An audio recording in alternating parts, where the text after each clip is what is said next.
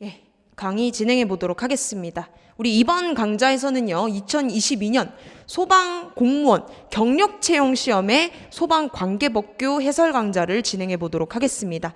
우리 이번 경력 채용 시험 문제에서 보시게 되면 물론 문제 길이가 조금은 길어진 경향성은 있긴 있었으나 제가 받은 느낌에는 조금은 공개 채용보다는 구멍을 뚫어서 낸 문제가 많았고, 제가 이 문제를 딱 보고 느낀 점이 뭐였냐면, 권한자의 특징을 제대로 이해하고 있었던 분들이었다면 실제 공부한 양이 얼마 안 되더라도 좀 맞출 수 있는 문항들이 꽤 있지 않았을까라고 생각하는 시험 문제였습니다. 그래서 관계법규 시험, 우리 요 내용에 대해서 우리 2개의 문법이 나오게 되는데, 그 2개 문법이 정확하게 10문제가 나오는 시험이었어요. 그런데 일부 앞에서 조금 괜찮은 것 같은데, 문제 좀 괜찮은 것 같은데 라고 읽다가 중간에 우리 벌칙 부분이 2개나 나왔는데, 그 벌칙이 좀 모두가 외울 수 있는 벌칙들도 몇 가지 있긴 있었지만 나중에 보기 2개에서 좀 헷갈리지 않았을까, 이런 부분들이 꽤 있었어요. 그러다 보니까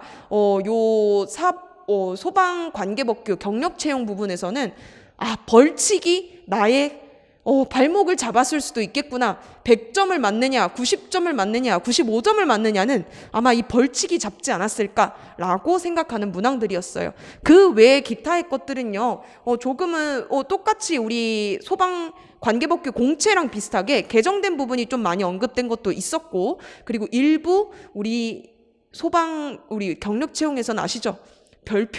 별표가 나를 엄청 힘들게 했구나라는 것도 등장하게 되었습니다. 근데 별표가 엄청 어려운 데서 출제됐기보다는 중간중간 좀 중요하게 체크했었던 부분들에서 나왔구나라는 거 확인해 보시면 될 것 같아요. 그러면 문제 해설 강좌 들어가 보도록 하겠습니다.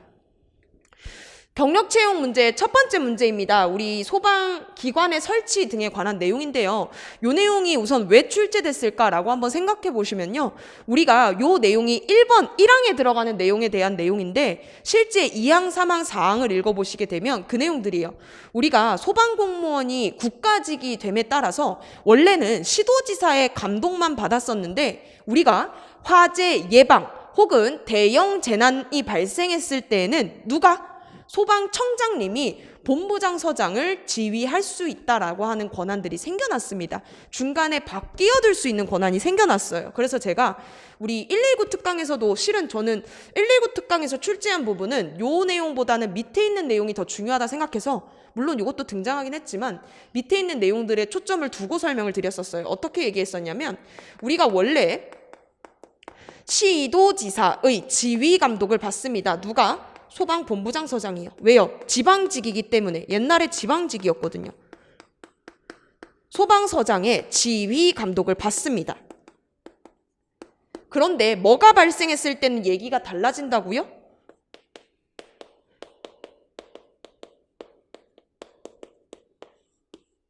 우리가 끼어들 수 있는 권한이 있어요. 어떨 때요? 화재 예방을 위해서 끼어들거나, 혹은 대형 재난이 발생했을 때에는 중간에 끼어들어서 우리가 감독할 수 있습니다 라고 하는 권한이 생겨났다라고 했습니다. 이게 왜 생겨났다고요? 국가직이 되면서 생겨난 겁니다. 아직은 반쪽짜리 국가직이긴 하지만 국가직이 되면서 이러한 권한들이 생겨났어요. 그 내용을 다루고 있고요. 지금 여기서 다루고 있는 건 거기서 말하고 있는 1항입니다. 시도의 화재 예방, 저는 여기서도 나올 수 있다라고 했었죠. 예방, 경계, 진압, 조사, 그리고 교육, 홍보, 그리고 구조, 구급, 이게 다 뭐라고요? 소방활동이라고요. 소방활동의 업무입니다. 소방에 관련된 업무들이라고 말하는 게 예방, 경계, 진압, 조사, 그리고 교육, 홍보, 그리고 구조, 구급, 이렇게까지 해서 8가지가 있습니다 라고 했는데, 이 업무를 수행하는 소방기관의 설치에 필요한 사항은 규정을 묻고 있었어요. 무슨 규정? 대통령령으로 정한다라는 것들이 문제에서 드러났습니다. 그래서 실제 우리가 필요한 사항을 시행령에 가보면 막 규정하고 있죠. 그래서 그런 부분들이 드러나고 있구나라고 해서 한번 봐보시면 될 것 같고요. 2번은 우리 많이 챙겨봤었죠. 왜요? 개정된 지 얼마 안 됐거든. 시행령이 생겨난 지 얼마 안 되다 보니까 많이 챙겨봤던 부분들입니다. 기술민원센터예요. 공채에서도 출제됐지만 내용은 경채랑 공채랑 좀 다르게 나왔습니다. 우리 센터장을 포함하여 몇 명 이내로 구성해요? 18명 이내로 구성하는 게 우리 소방기술민원센터였습니다. 오른복이고요. 니은 맞나요? 2번 맞나요? 소방기술민원센터는 소방기술민원과 관련된 업무로서 청장 또는 본부장이 필요하다고 인정하여 지시하는 업무를 수행한다. 맞습니다. 3번은 뭐가 틀렸어요? 이 진짜 근데 문장을 되게 매끄럽게 잘 만들었어요. 소방기술민원센터의 업무 수행을 위하여 필요하다고 인정하는 경우에는 관계기관의 장에게 소속 공무원 또는 직원의 파견을 요청할 수 있습니다. 근데 되게 이게 요청할 수 있는 사람은 센터장님이 아니라 본부장 혹은 청장님이에요. 청장 또는 본부장님입니다. 즉 소방기술민원센터를 만드는 사람, 구성하는 사람이 청장님, 본부장님인데 청장님, 본부장님이 파견을 요청할 수 있다가 옳은복이었어요. 그래서 조금은 공채보다는 조금 더 디테일하게 물어보고 있구나라는 게 이 문제에서도 저는 느꼈습니다. 그래서 3번이 보기가 되어질 거예요. 정답은 3번 틀린 보기고요. 4번의 청장은 소방시설, 공사, 위험물 안전관리 등과 관련된 법령 등의 민원을 종합적으로 접수하여 처리할 수 있는 소방기술민원센터를 설치, 운영할 수 있다라고 적혀 있습니다. 그리고요, 종합계획입니다. 우리 119 특강에서 이런 얘기 했어. 종합계획은 몇 년마다? 5년마다 청장님이, 세부계획은 누가? 매년 시도지사가 하는구나 라고 정리했었어요. 그 내용에 대한 내용들이 등장하고 있었습니다. 그런데 실제 그거 모르더라도 권한자만 알아도 확인할 수 있어요. 제가 권한자 특강할 때 우리 인문이론 특강에 특징 잡기 할 때 권한자 이런 얘기했어요. 누구 등장하면?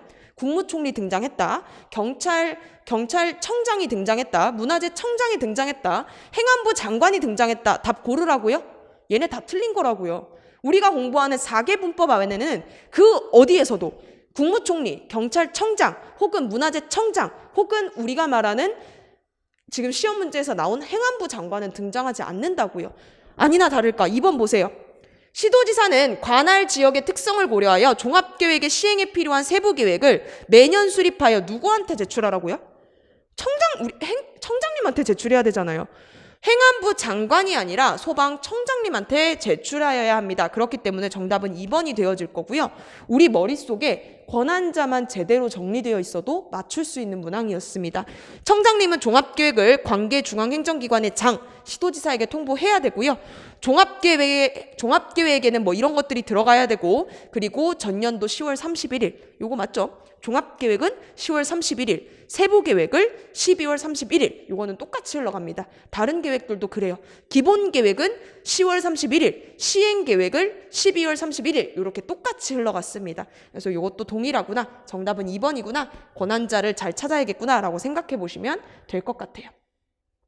비상소화장치입니다. 우리 비상소화장치가 소방차가 진입하기 어려운 곳에 우리가 비상소화장치를 설치해서 소방관이 뭐만 가요? 몸만 들어갔는데 거기 있는 장비를 이용해서 불을 끌 수 있는 것들이 우리 비상소화장치들입니다. 물론 일반 의용소방대원들도 다 사용할 수 있습니다. 근데 이 비상소화장치라고 부르는 것들은 이런 데다가 설치할 수 있어요. 어디였죠? 우리 화재경계지구였습니다. 화재경계지구를 묻지 않고 이번엔 비상소화장치로 물었구나 라고 얘기해도 똑같은 얘기다라는 것들을 확인할 수 있어요. 실제 비상소화장치를 설치하는 사람은 시도지사이기 때문에 시도지사가 비상소화장치의 설치가 필요하다고 인정하는 지역 또는 화재경계지구의 리스트를 뽑아낼 수 있습니다. 화재경계지구에서 제일 중요한 거 뭐예요? 밀집한 지역 시리즈 3가지를 기억하셔야 됩니다. 공장 창고가 밀집한 지역, 목조 건물이 밀집한 지역, 위험물 저장 및 처리 시설이 밀집한 지역을 꼭 기억하고 계셔야 돼요. 그러면 1번 기억에 위험물 저장 및 처리 시설이 밀집한 지역 맞죠?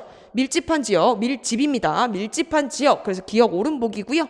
니은 석유 화학 제품을 생산하는 공장이 있는 지역 오른복이고요. 디귿 소방시설, 소방용수시설 또는 소방 출동로가 없는 지역 오른복입니다. 리을은요. 우리가 시도지사가 지정할 수 있겠구나 해서 정답은 4번입니다. 우리 요거는 119 특강에서도 문제가 출제가 되었습니다. 그래서 똑같은 내용들이었고요.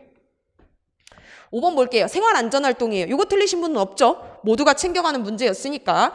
소방지원활동과 생활안전활동이 있는데 이번 시험에서는 생활안전활동을 문제에서 물었습니다. 끝에가 지원활동으로 끝나는 게 한 가지가 있죠. 어떤 거예요? 3번에 지원활동이 있습니다. 얘는 소방지원활동에 해당하게 될 거예요. 그래서 정답은 3번이고요.